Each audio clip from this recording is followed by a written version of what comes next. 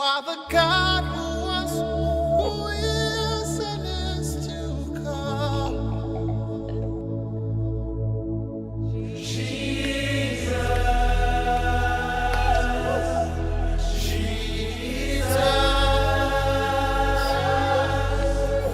And in you I trust. My life is in your hands, Jesus. You are the miracle working God. And you are Yahweh. You are Yahweh. Nous bénissons le grand Dieu des cieux, l'Éternel, le Seigneur, par son Fils Adonai, Yeshua, Hamashia, et le Hénou, Améler ben David, c'est-à-dire Jésus-Christ, fils de David, notre Seigneur. Par la grâce de Dieu, nous allons étudier les conditions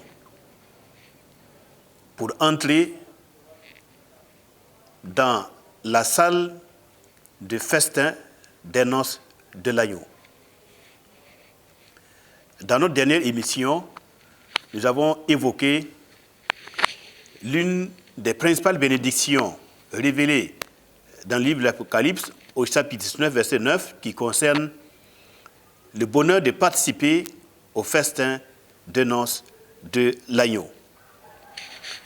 Alors, quelles sont les conditions qui sont exigées par Dieu, par son Fils, par le roi, qui sera à l'honneur pour ce festin de noces? Quelles sont les conditions qu'il exige pour notre entrée dans la salle de festin de noces de l'agneau?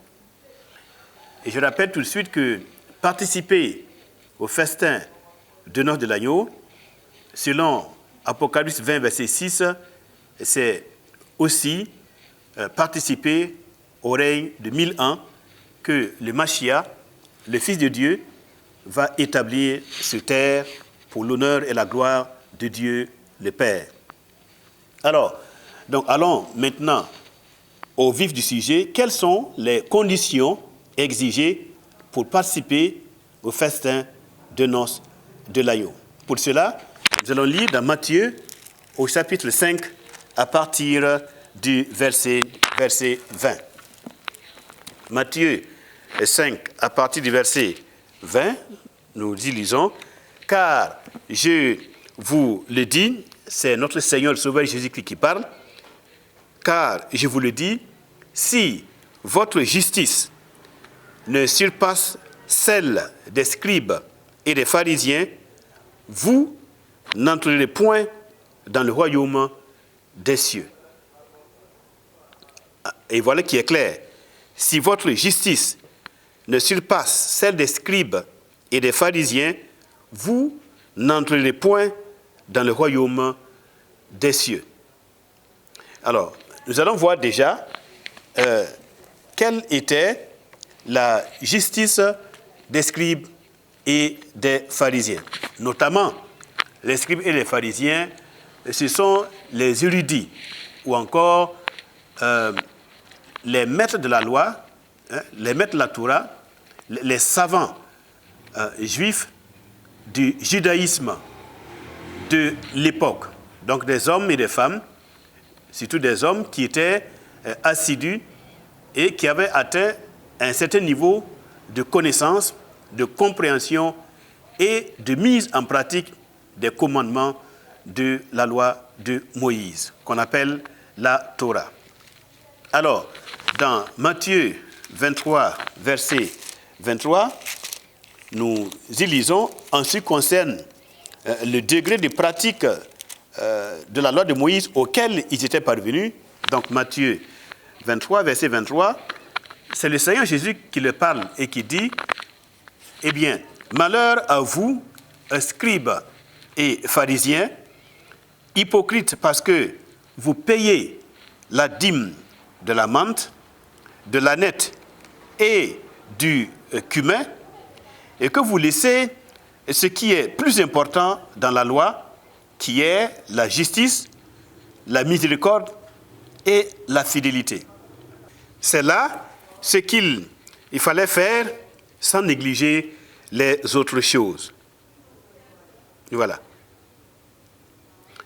Malheur à vous, scribes et pharisiens, vous payez la dîme de la menthe, de la nette et du cumin, et que vous laissez ce qui est plus important dans la loi, la justice, la miséricorde et la fidélité. C'est là ce qu'il fallait pratiquer sans négliger les autres choses. Alors, si le temps nous était beaucoup plus imparti, nous verrions dans d'autres passages des Saintes Écritures que ces scribes et ces pharisiens étaient en quelque sorte la crème de la foi en leur temps. Donc c'était des hommes et des femmes qui avaient atteint un certain degré de piété et d'intégrité par rapport aux Saintes Écritures. Donc ils avaient une certaine justice que notre Maître, le Seigneur, a reconnue. Alors, maintenant, le Seigneur les blâme sur le fait qu'en réalité, dans leur zèle pour mettre en pratique les commandements, parce que vous savez qu'il y a certains aspects des commandements de la loi de Moïse qui ne sont pas expliqués, qui ne sont pas explicites. Voilà. Par exemple, il est dit de ne pas travailler le 7e jour, de ne pas faire un travail laborieux. Maintenant, qu'est-ce qu'un travail laborieux? Il faut définir ce que c'est qu'un travail laborieux. Un autre exemple, il est dit, le jour du sabbat, bon, ce n'est pas permis de voyager, de faire une certaine distance. Alors, quelle est la distance qui doit être respectée? Peut-on aller plus d'1 kilomètre ou moins d'1 kilomètre? Donc, il y a des aspects de la loi de Moïse qui n'étaient pas explicites. Et donc, les pharisiens ont mis leurs ailes et leurs efforts pour donner les détails de l'application de tous les commandements de la loi de Moïse. Maintenant, là où le bas blesse, c'est que souvent, ils sont allés un peu trop au-delà. C'est-à-dire que, des fois, ils ont ajouté des lois et des règles qui deviennent tellement pesants que le commandement même du Seigneur est noyé par les règles, par les barrières qu'ils ont mises en place pour empêcher la violation du commandement. Et je vais expliquer que la grande marloquette que le Seigneur a eue avec les Juifs, cette marloquette est due au fait que les scribes et les pharisiens, ils ont mis tellement de barrières qui sont devenues pesantes sur les hommes, et la loi de Dieu en tant que telle a été finalement annulée ou bien engloutie à travers les barrières qui ont été érigées par les scribes et les pharisiens. Mais tout cela traduit leur zèle pour empêcher la violation des commandements. Alors, la grande marloquette, la grande discussion qu'il y a eu entre le Seigneur et les Juifs concernait cet aspect, en particulier les scribes et les pharisiens. En dehors de cela, il faut dire que ces Juifs et ces scribes et ces pharisiens, n'étaient pas des païens. Ce n'étaient pas des gens qui violaient la loi ni les commandements. Non, c'était vraiment des hommes qui sont pieux. Voilà. Les pharisiens étaient l'une des sectes les plus rigoureuses en matière de foi. Et les scribes, eux, ils étaient vraiment versés dans la connaissance des Saintes Écritures. Alors, le Seigneur nous présente la vie de ces personnes-là, leur piété, et nous dit qu'il faut que notre justice surpasse celle des scribes et des pharisiens. Et on voit, dans le verset que nous avons lu, que les scribes et les pharisiens étaient tellement zélés au point qu'ils payaient les dîmes de la menthe, de la nette et du cumin. Voilà. Ils étaient tellement rigoureux dans l'interprétation de la loi, dans l'obéissance au commandement, qu'ils ne laissaient passer aucune dîme. Et ils jeûnaient aussi 2 fois par semaine. Bien, ils étaient assidus dans les prières et il respectait toutes les lois de la pureté rituelle, c'est-à-dire il faut se séparer des païens, il faut s'abstenir de toucher un mort, il faut s'abstenir de faire ceci. Et il se trempait dans ce qu'on appelle le mikvé. Il se purifiait, souvent 2 fois par jour ou 1 fois par jour. Il se purifiait pour pouvoir en tout temps être pur afin de pouvoir entrer dans le temple de Dieu pour la prière. Donc ce n'était pas des gens de mauvaise vie, ce n'étaient pas des païens.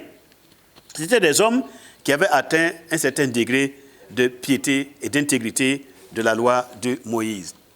Bien, maintenant, le Seigneur nous dit qu'il faut que notre justice surpasse celle des scribes et des pharisiens.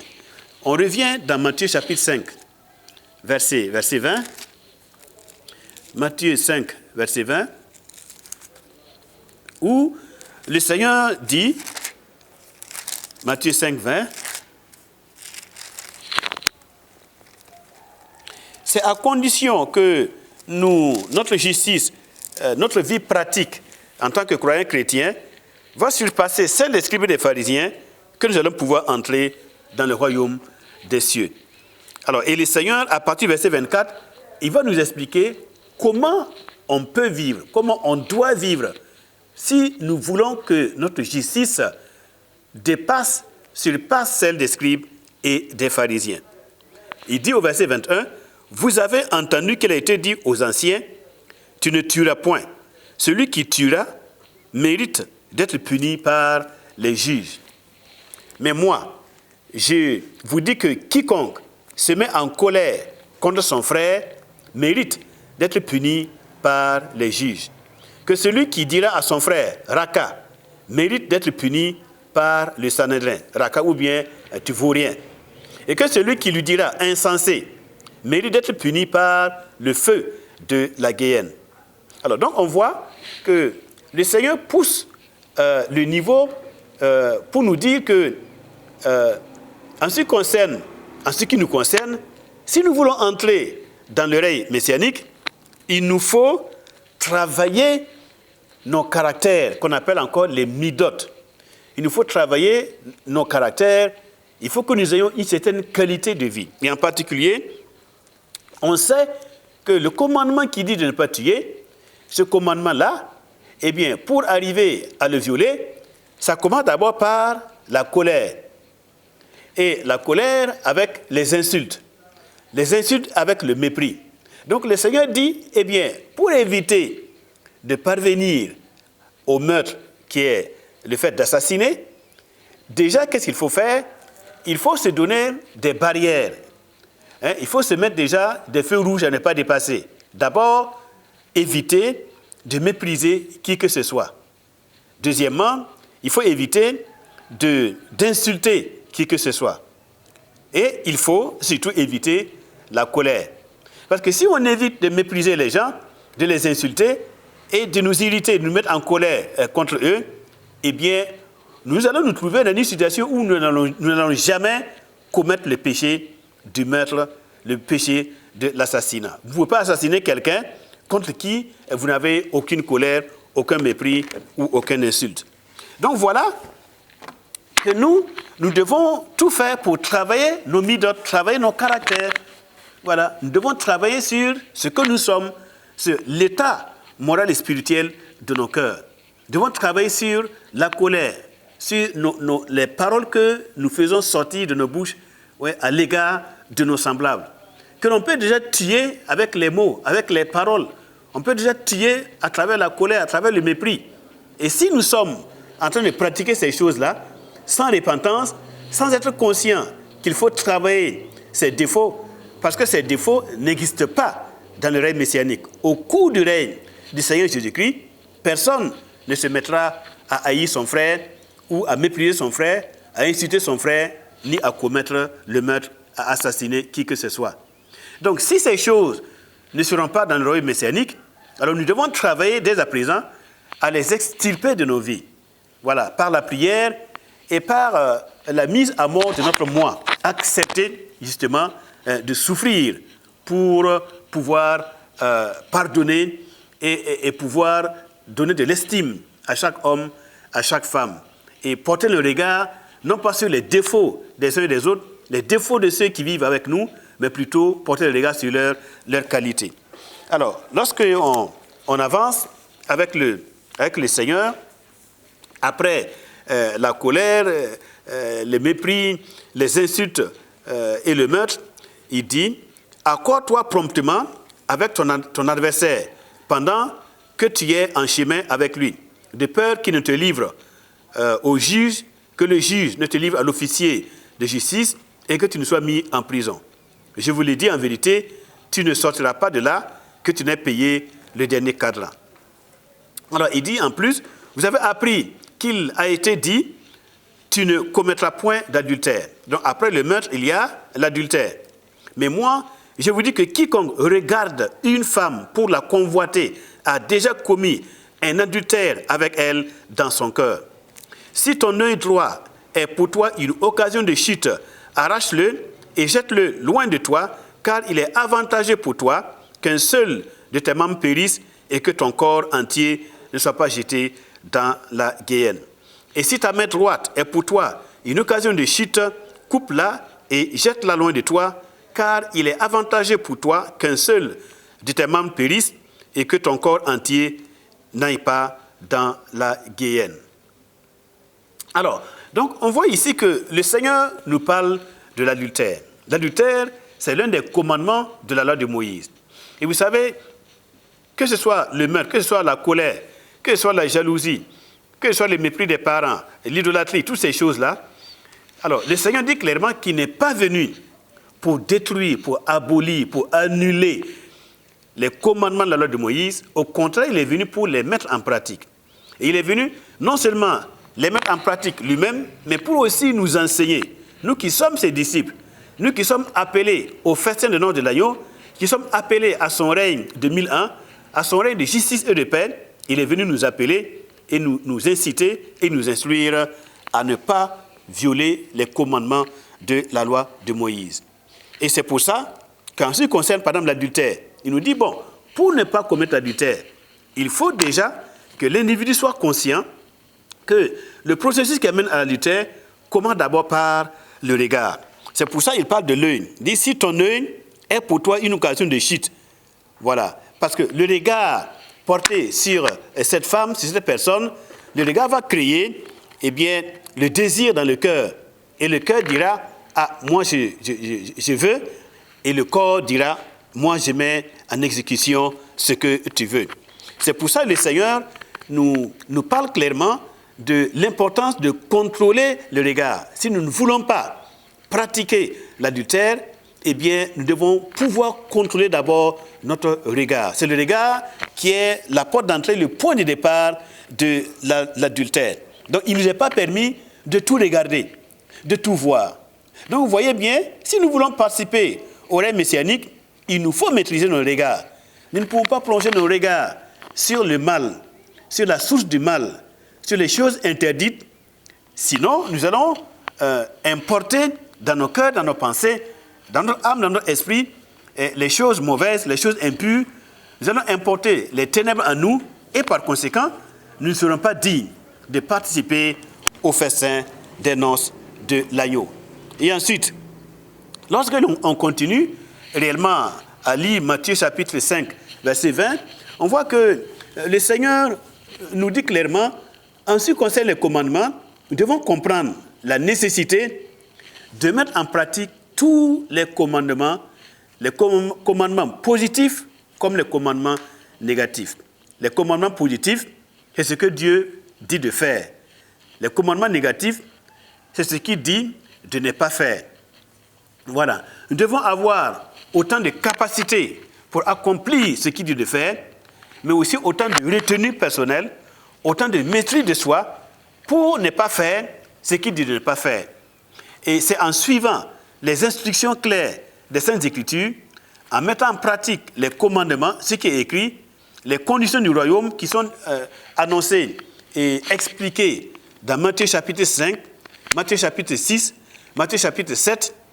C'est en comprenant les exigences du royaume dans ces trois chapitres-là et en les mettant en pratique que nous allons nous mettre dans la situation où nous pourrons avoir le vêtement de justice qui est propre et qui est convenable pour le royaume, et surtout pour le festin des noces de l'agneau. Alors, lorsque nous lisons dans Matthieu chapitre 22, à partir du verset 13, Matthieu 22, à partir du verset 13, nous faisons une lecture. Matthieu 22, 13, il est écrit. Alors le roi dit au serviteur, liez-lui les pieds et les mains et jetez-le dans les ténèbres du dehors, où il y aura des pleurs et des grincements de dents. Car il y a beaucoup d'appelés, mais peu d'élus.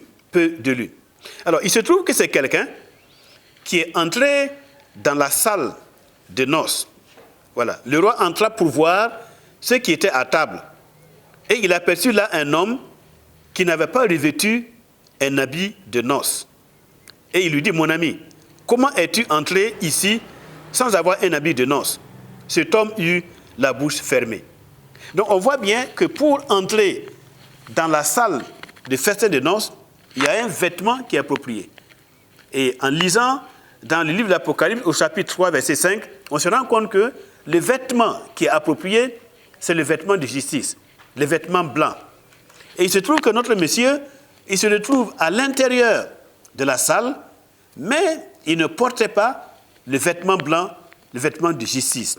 Et donc, comme conséquence, eh bien, le Seigneur dit, qu'est-ce qu'il faut faire? Il faut le lier ses pieds, ses mains, et les jeter dehors, là où il y aura des pleurs et des grincements de dents. Donc, il nous faut revêtir les vêtements blancs, les vêtements de justice. Il nous faut pratiquer la justice. Il nous faut laver nos robes constamment. Il faut travailler sur nos caractères. Il faut travailler sur nos défauts. Il ne faut pas se laisser aller à la méchanceté, à l'impudicité, aux mauvaises paroles, aux œuvres de la chair, comme l'Écriture les appelle. Dans Matthieu 13, verset 49, verset 50, le Seigneur annonce que tous ceux qui vivent une vie de méchants, voilà, donc qui n'ont pas de compassion, qui n'ont pas de miséricorde, eh bien, ils ne seront pas dignes de participer au festin des noces de l'agneau. Et cette interdiction, cette exigence concerne plutôt tous les hommes de toutes les nations. Maintenant, dans Matthieu chapitre 8, verset 11, verset 12, il est question des fils du royaume. Les fils du royaume, mais ce sont les Hébreux, les Juifs qui sont naturellement appelés à participer au royaume messianique.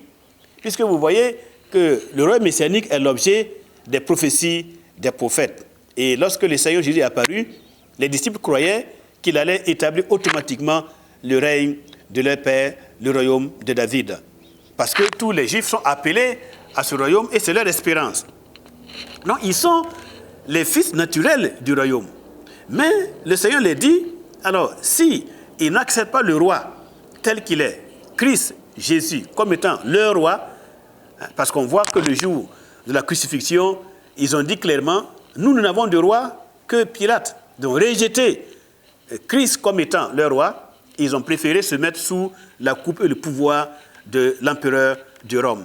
Et on connaît la suite de l'histoire, ce qui leur est arrivé.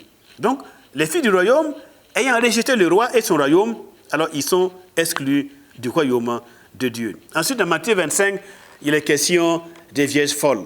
Des vierges folles, ça peut être assimilé à des hommes et à des femmes et qui ont donné, qui ont accepté de recevoir Christ comme leur Seigneur et leur Sauveur. Parmi les nations, oui, comme vous et comme moi.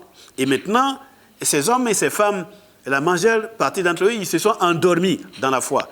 Ils n'ont pas veillé, ils n'ont pas gardé la plénitude du Saint-Esprit. Donc, l'huile, c'est le symbole de l'Esprit. Et leurs lampes se sont éteintes, c'est-à-dire que leur témoignage n'était plus celui du Seigneur. L'Esprit n'arrivait plus à les animer afin qu'ils rendent témoignage au Seigneur Jésus-Christ, afin que leur vie soit une vie de lumière. Eh bien, alors elles sont considérées comme des vierges, mais qui sont folles, qui n'ont pas veillé et qui n'avaient plus d'huile et dont les lampes étaient éteintes. Et à ces personnes aussi, au verset 12, Matthieu 25, verset 12, le Seigneur dit, « Je ne vous connais pas. Je ne vous connais pas. » Parce qu'elles ont cru que, ces personnes ont cru qu'elles allaient aussi partir avec l'époux pour entrer dans la salle de festin. Donc il nous faut réellement veiller, il nous faut garder la plénitude du Saint-Esprit, l'huile en nous. Il faut que notre témoignage intérieur, notre vie intérieure soit pure. Il faut que notre âme soit comme une bougie, comme une lumière dans le monde présent, par la mise en pratique des commandements, par une obéissance à la volonté du Seigneur, comme il est écrit, ce n'est pas ceux qui m'appellent Seigneur, Seigneur, qui vont entrer dans mon royaume, dans le royaume messianique, mais ce sont ceux qui font la volonté de mon Père. Et dans le verset 30 du chapitre 25, il est parlé du serviteur inutile. Le serviteur, c'est celui-là qui a accepté Christ comme Seigneur et Sauveur, qui a promis de servir Jésus-Christ comme son roi, de mettre sa vie à sa disposition, de le servir à travers son Église, à travers son peuple, eh bien, mais qui, connaissant la volonté de son Seigneur, la volonté de son roi, ne l'a pas servi à la hauteur du service que le roi attendait de lui. Et finalement, le serviteur inutile, lui aussi, il a été mis dehors. Et il y a, à partir du verset 35, ce manque de compassion des hommes et des femmes de toutes les nations qui seront rassemblés au jour où le Mashiach va s'asseoir sur son trône pour juger les nations. Donc on voit ces nations, ces hommes et ces femmes de toutes les nations qui n'ont pas eu de pitié, qui n'ont pas eu de compassion, donc qui n'ont pas rendu visite aux pauvres, ils n'ont pas soulagé les pauvres dans leurs douleurs, ils n'ont pas eu égard à la difficulté, aux difficultés des orphelins, des veuves, des opprimés, des étrangers, et qui n'ont pas eu compassion pour ceux qui étaient malades, qui n'ont pas ouvert leur cœur pour être sensibles à la souffrance humaine, et qui n'ont pas eu compassion pour le peuple de Dieu, le peuple d'Israël, les Juifs et les Hébreux, mais qui ont participé à leur tribulation, qui les ont persécutés, qui les ont haïs, eh bien, on voit qu'eux aussi, ils seront exclus du royaume de Dieu. Mesdames, Messieurs, nous devons savoir que pour entrer dans la salle de festin des noces de l'agneau et pour participer au règne messianique de 1000 ans que Dieu le Père a promis à son Fils par la bouche du prophète Samuel qui parlait au Père du Mashiach, David, pour participer à ce règne qui vient, ce règne de justice, ce règne de paix et de gloire, il nous faut remplir les conditions. Il faut vivre dans la justice du royaume de Dieu. C'est pourquoi l'Écriture dit, cherchez d'abord, en priorité dans votre vie, ni les richesses, ni les honneurs, ni la gloire, ni les élévations, ni la puissance dans le monde présent. Non, il faut travailler vos caractères. Il faut vous revêtir de la personne de Christ. Il faut vous mettre à son école. Il faut que votre âme brille de la lumière messianique. C'est alors que vous serez jugés dignes d'entrer dans la salle de festin des noces de l'agneau et que vous pourrez participer au règne messianique. Autrement dit, nous risquons de nous séduire nous-mêmes. Que ceux qui ont des oreilles pour entendre, entendent, et que le Seigneur nous donne à tous la grâce de participer au règne messianique par Jésus-Christ, son Fils bien-aimé. Amen.